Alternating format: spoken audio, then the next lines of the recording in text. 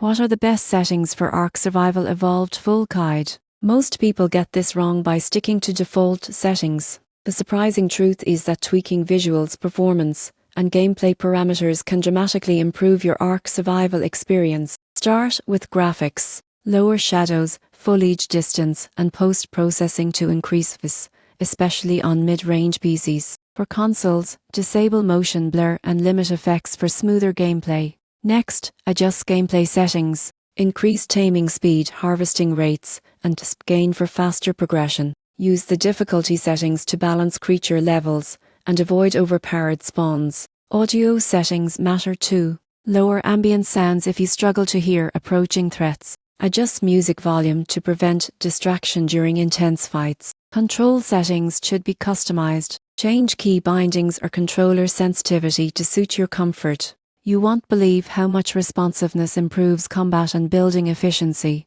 Finally, network settings can reduce lag. For online play, prioritize stable servers and enable CAS if possible. This reduces latency and desync during battles or taming. In conclusion, the best Ark Survival settings combine visual optimization, gameplay tweaks, and control customization. Adjusting these parameters enhances both performance and fun, letting you survive and thrive in the Ark world efficiently.